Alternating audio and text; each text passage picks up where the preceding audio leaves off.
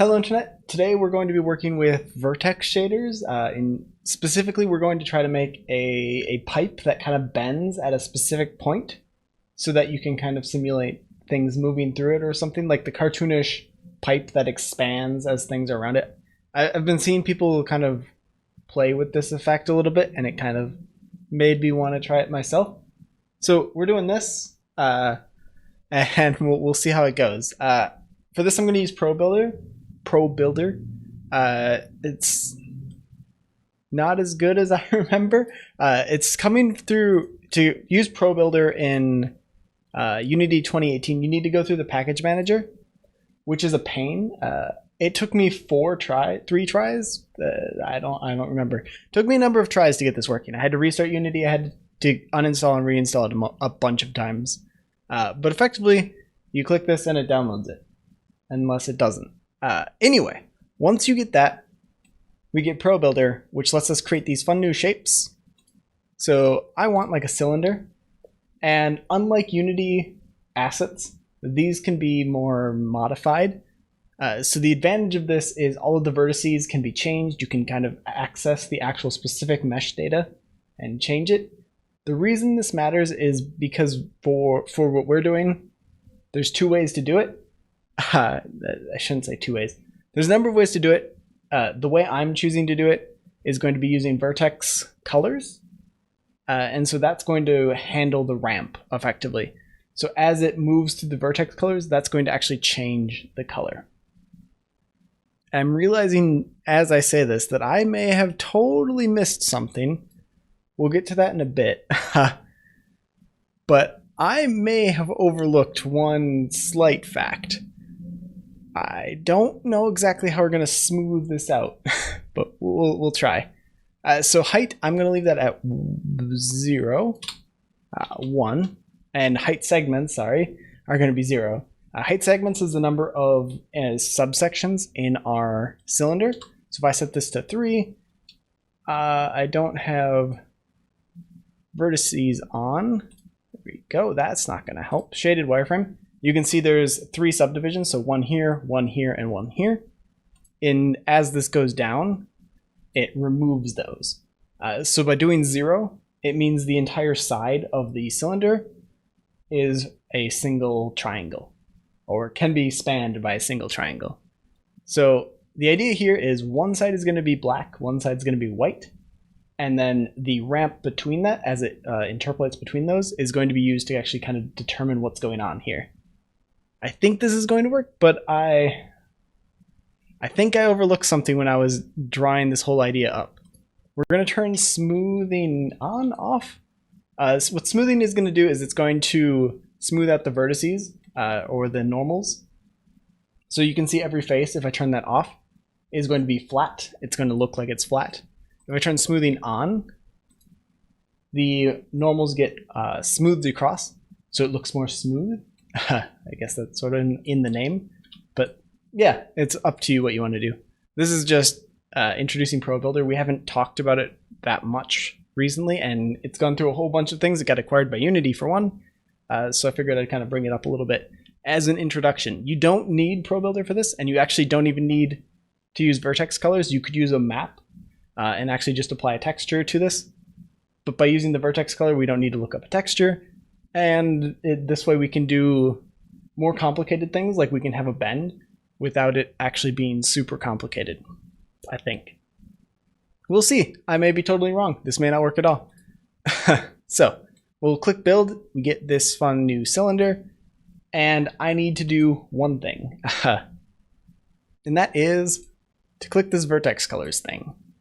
We need to paint the Vertex Colors for the bottom or top.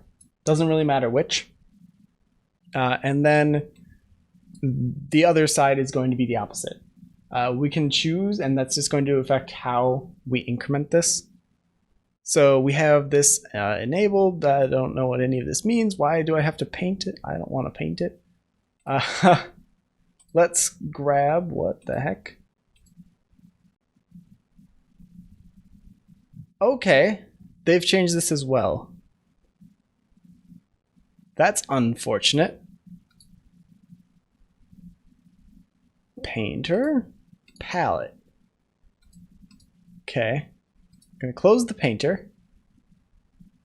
There we go. Doing what I want now. Confusing. So, what we want is to select all the vertices on one side. That's going to be just the bottom. Because why not? We can open our vertex editor now, and we get this whole palette of colors. If I click the black here and apply it, you'll notice now we have this nice gradient on the sides, and then on the bottom, everything but this middle color is black. So let's apply that there, make that black, and now they're all smooth. So part of the magic of shaders is your data is all stored in the vertices of your mesh. So every vertex has a position, so it knows where it is in the scene. It also has a color. So what we did is we changed the bottom part to be black. The top by default is white. And so the difference here is interpolated. So in the shader, this top vertex is going to be white. The bottom one is black. And so all the in-between bits are going to be different shades of gray. And that's just going to happen automatically for you. We can do even crazier things, like I can add orange here if I want, and we get all these fun interpolated colors. I don't want any of that, so we are going to get rid of it. But you get the idea. You can set it to pretty much anything you want, like white. Here we go, and apply. There we go. And just because I'm paranoid, I'm going to actually apply all of that. All right, so the top should be white, bottom should be black. Great. Now we need to actually write a shader that's actually going to see that. So I actually called it the Expando Shader. My Groovy is wearing off on me, apparently. So what this is going to do is, flash all sorts of things at us. That's cool. But what this is going to do is effectively grab that vertex color and expose it to us. So it's going to give us a way to actually see that. And so this is just a normal standard shader. Haven't changed this at all. If you click this, create new standard surface shader, you'll get what I have. You just need to name it something. So we need a vertex color. That's gonna be a float 4, I think float 4, of our color. And we need to label this as the color. So this is saying store the vertex color in here. And then when it gets exposed in our fragment shader, down here, the surface shader, it's going to be exposed as the interpolated color, which means if we just take this and actually write our input.color out to this albedo texture, we should see it, when we apply this, we should see a white to black gradient on this mesh. And if we didn't, then I did something wrong. So let's create a material. Guess we're going with Expando. And let's just apply that shader to it. And stick the shader on this mesh. And so the bottom is black, the top is white. It isn't entirely black or white because it's a surface shader, which means it's affected by the skybox and all this other fun stuff. But in general, the bottom is black. And that's what we want to see. So things are good. Now, though, we want to actually expand this mesh and actually make it expand out. So the design that I have here is sort of a cosine.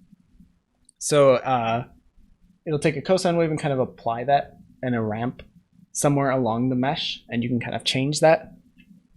So that's sort of what I want to do. But in order to get that to actually work, we are going to need something that actually subdivides this mesh, because this isn't going to work as it is. So I want to take all of the edges. I think this is going to work. It was sort of the idea at the start, but I have been second guessing myself since starting recording. So this may not work. But we've selected all the edges. And so theoretically, very theoretically, I should be able to subdivide this. And then we should get a number of edges inside of it.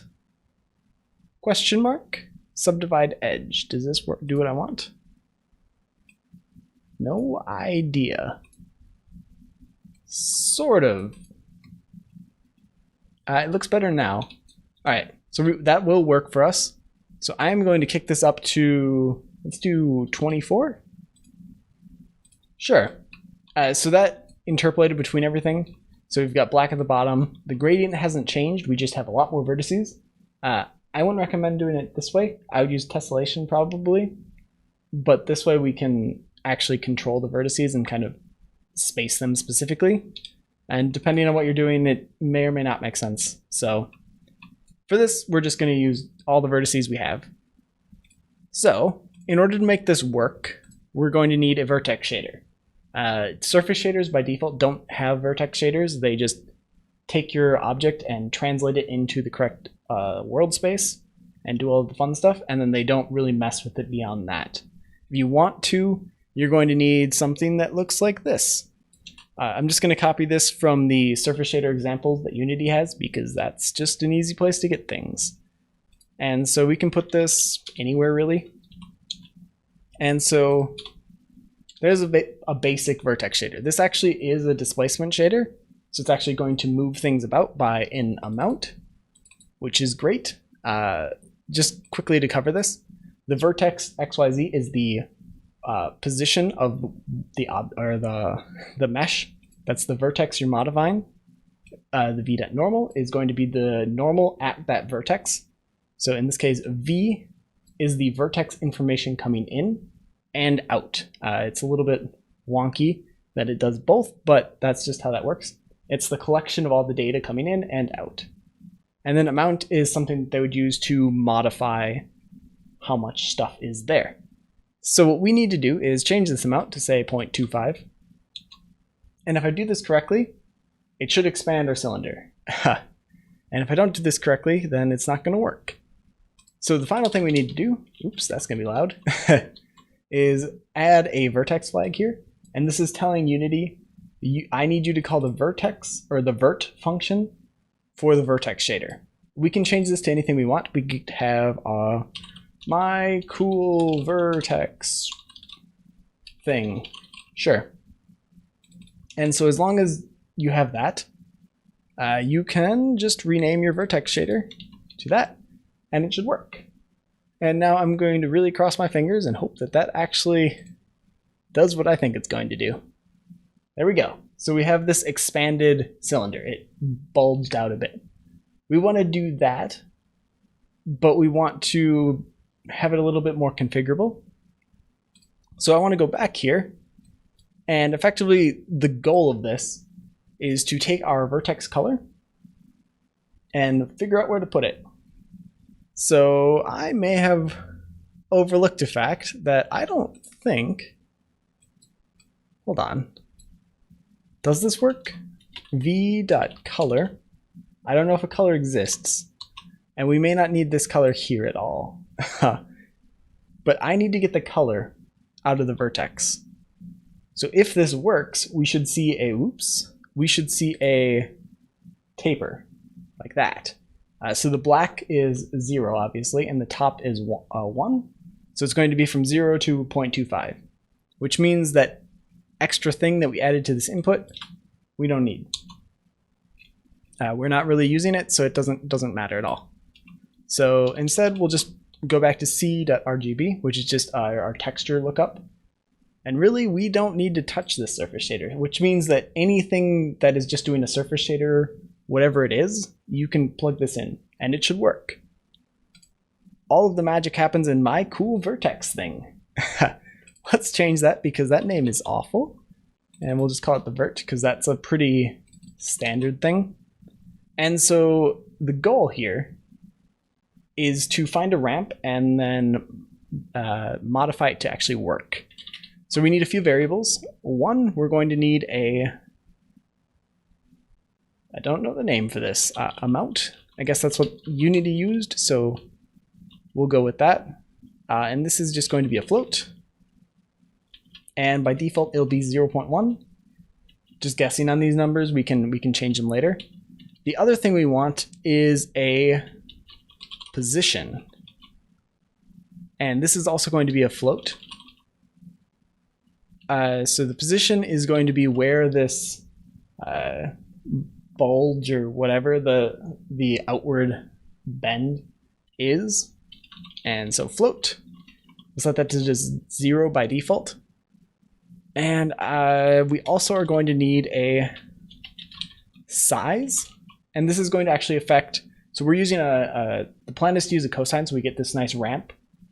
So it looks more wavy instead of like a point or like sawtooth or something like that. I want it to kind of bulge out. And so the size is going to actually either squish that or expand the curve, depending on like if you have a big object or something, you're going to want it to look different. So this should make that possible. So let's set the size. That can be a float as well. I'm not clamping these with a range or anything because I don't have any idea what the range would be. So we get this. So size equals 0. Let's set that to 1. Just as like somewhat intelligent defaults, I guess. And position to 0.5. So by default, this shader will create a outward bend thing of 0.1 at the middle of whatever it is. And we'll just have the default size. That might be too big because our cosine is going to be pi on either side, just because that's the period of it. So it might be a little bit big. It might just stretch everything. Another cool thing with this approach, amount doesn't have to be positive. If you want it to like shrink in at a specific point for whatever reason, you can just make this negative and it should just pull everything in at that point. And you don't need to use pipes. You could do anything you want. As long as it's got a vertex color, then you're good. Right. Now we need to actually use those things, which means I need to get the amount, position, and size into my shader. So float, amount, float, position, and float size. It has ruined all of my indentation, so let's just undo all of that. And now amount, position, and size need to be used in some way. And I'm not entirely sure how to do this yet, so we're going to make it up. First thing we need is a difference between our float difference. This is going to be the difference between the position and our color. We're going to use the red channel as sort of our thing, which means that we don't actually need to use black. We can use anything that doesn't have red in it. And that way we have 3 other color channels in case we want to use those for other things. We can start tacking those on. So hopefully what this gives us is going to be the difference here between this position and that. So if I plug this in here, we should be able to visualize that in our shader. So now, that looks cool. We have a position. I should be able to increase this. And it pops the top and bottom off. That might not be great. So the reason it's doing this is because it has not, those aren't actually connected faces. There's 2 separate vertices on the bottom and the top. And the normals are pointing in 2 different directions. That way they don't get interpolated between one another. And so as I expand this out along the normals, the top is facing up and all the stuff on the outside is facing out. And so they expand in 2 different directions and aren't connected. So this happens. We may want to do something to stop the top and bottom from just going off into nothing. But I'm going to leave this for now because I don't want to fix it. And so as we change this position, it just increases and decreases. Not very interesting, but that's just because it's just a difference. It's not actually doing much of anything. The interesting part should come in when we do a float displacement amount. And so this displacement amount is going to be our cosine of our difference. Now we don't have a period yet or anything like that. So let's multiply our size in here. So the size isn't actually used, but by multiplying the size inside of our cosine, that will change the period of it, which means as size increases, the period is going to decrease. I'd have to think about that, but it should relate to that. So we can increase or decrease the size to affect the period of this, and that will change just how significant these effects are. There we go. That makes a lot more sense. And now I can't see anything. So let's put this at 0.5. Don't see any effect whatsoever. Oh. Probably because we have a syntax error. Like not having a semicolon. There we go. We're back to this fun thing. Why are we back to this fun thing? Let's increase this back to 1. Why didn't... Oh. I know why. Because we aren't even touching this displacement amount. That's important, because that's the thing we want to use. Alright, there we go. That's a little bit closer to what I expected. And so this is close. It's getting the waves into our pipe, but we're getting more than one because it's a cosine. And so what we want to do is we want to clamp this so that it doesn't go outside of pi. So the period of a cosine wave is going to be negative pi to pi. That's sort of the one I care about. And it's going to go in positive and negative. So what we need to do is take our cosine, which would go from -1 to 1, and clamp that up between 0 and 1. So just multiply it by 2 and add 1. Not that. Add 1, divide by 2? Yeah. So let's do that. This is going to be plus 1 divided by 2, or multiplied by 0.5, whichever one you prefer.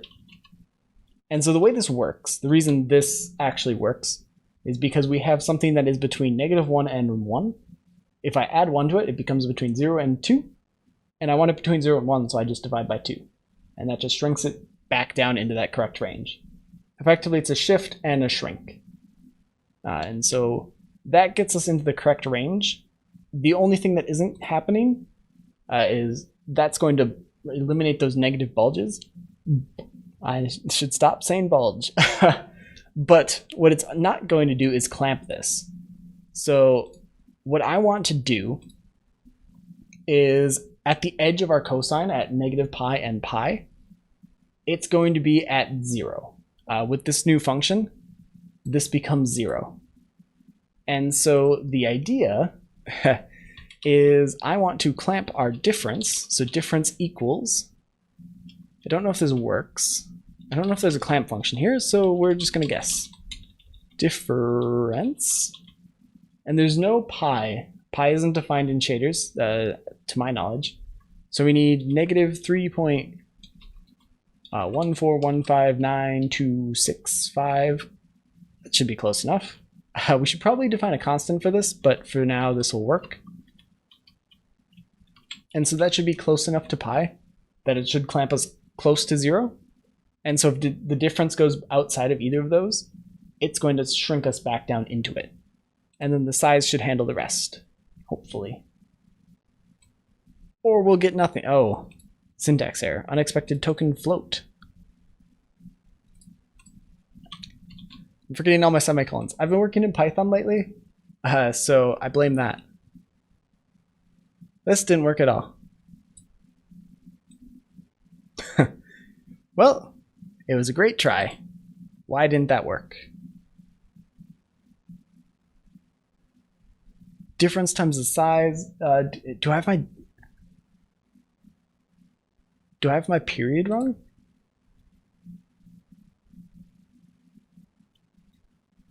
I don't think so. So right here should be, well, we can make this work. And the way we can, that might work. we're gonna add the color back just so I can see what's going on here. So we're gonna do color, color, like that. And I want these two lines to be put in here. And then I want to actually draw out the difference. So float 3 of, let's just draw red. So difference 0 and 0. So depending on the red, that's going to be the difference. This is going to be our pi, so it's going to exceed 1, or should. v.color doesn't exist because that's not the one we want to use. We're going to use input.color. And then hopefully this will give us at least some indication of what's going on. Negative. Negative values are good. Why? So that's at 0. What would make this easier?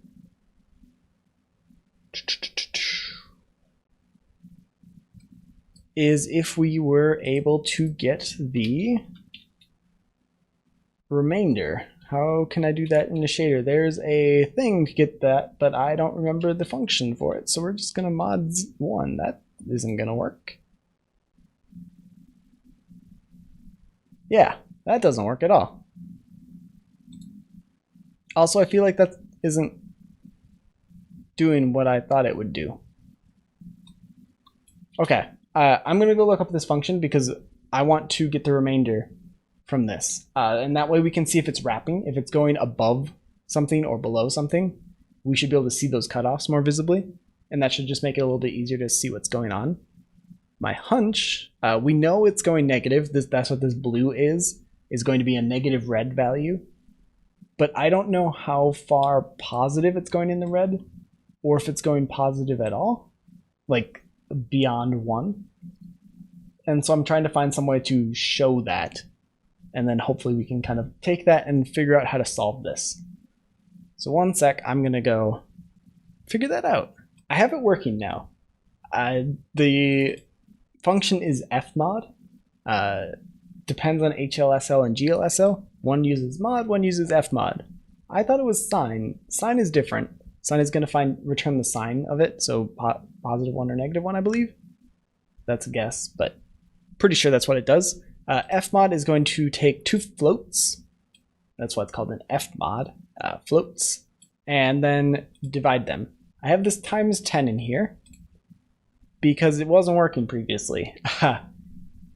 We weren't going over 1. If I go back to our original function, like this, we're doing mod 1, which will see if anything goes above 1. You'll notice it doesn't. And I know why, or I think I know why. And it's because I'm silly. We need to multiply by our size. I'm pretty sure it goes here. Like 80% sure that this makes sense. And so if I put our size in there, what I'm expecting to see is that middle outer thing is going to be red, and everything else should be black.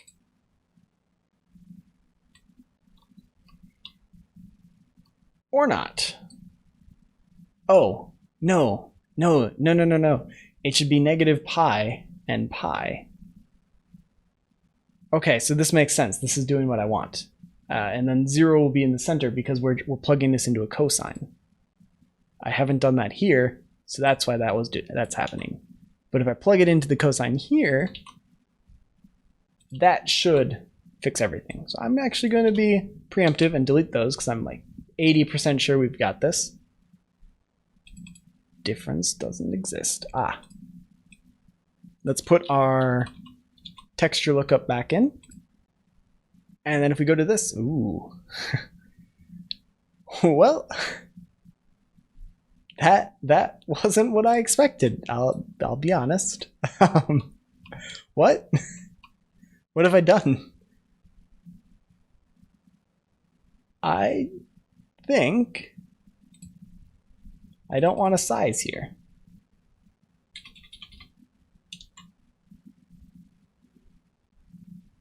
because we already have the size there. And so I think if I add it in here again, we're just multiplying it. And so that just increases our period even more. And that's why we have this multiple sine waves. There we go. That's correct. That doesn't happen much. We're gonna get rid of the shadow as well, because that isn't right. You can see like the shadows are for before the vertex got moved out, which just isn't even close to right. So we can now change the amount. We can't because I'm not referencing that. I'm just using a constant. Let's do amount here. So that's going to change the amount that we actually displace things, which means that I can modify this displacement in two ways. It's way too big right now. There we go. So if you want just like a slight thing, or if you want it to go in, or if you do super negative, if you go below -1, it's going to go just into itself again, because that's just how this works. And then if you, I don't know, that actually kind of looks cool. It's like an hourglass. But let's do something like that. And then if we can increase the size as well, which should increase the period or decrease it. So as I lower this, the curve gets a little bit longer, which means it spans more of our pipe. And then as I increase this, it gets more and more compact. And so you can kind of tweak that how you want and get it to look how you want it to. And then we can move it up and down. So it, I don't know if you animate that, I'm sure it could look great. Or not. So yeah, that's sort of what I wanted to do. We just need to get rid of this fun shadow. And I'm pretty sure we can do that fairly easily by just deleting that. And dropping our forward shadows. No. Nope. Okay, that didn't work. I've done this before. How did I do it? I don't remember. I guess I'll be honest. This shadow is caused by something. And it might be... Oh, I know what it is. So I figured out how to get rid of the crazy shadow here. Went on a complete tangent, got totally confused. Thought it was light mapping. Wasn't light mapping. Turns out all you have to do is add shadow. So this is going to add a shadow pass to our model. It's actually going to work, unlike the one that was default. Not entirely sure why it breaks in the normal surface shader. Not super familiar with it, but using add shadow fixes it. And just to prove it still has shadows, I shouldn't say to prove it because I haven't actually done this yet, but this should still have shadows. So we'll just create a plane and put our object on top of it, and it still casts shadows onto it. So it's working now. We can make things go through pipes in sort of a cartoon style way. And you can modify this however you want. If we wanted to like curve this pipe, for example, so if you had like a fancy curved weird pipe system, this would still work. You just need to either use this or use a texture lookup. So you can, instead of doing all this fun stuff we have with our vertex color, you can use a texture lookup and just pull the red coordinate out of there. And then as long as your UVs are correct, you'll be able to use that texture. And so depending on the precision you want and all of that other stuff, you can change it. Since we're not using tessellation, I went with this because this way we can actually fine tune every single vertex. And since we're always moving the vertices, it just makes more sense. But depending on what you're doing, you might want to change that. So I'll leave it here. I think this kind of covers what I wanted to do. So yeah, let me know if you guys have ideas on how we could use this or improve this, or things I did wrong, or things you didn't like, or things that I could do more of because you liked them. Preferably that last one instead of all the other ones, but you know, whatever. Yeah, that's it for this video. So until next time, see you, internet.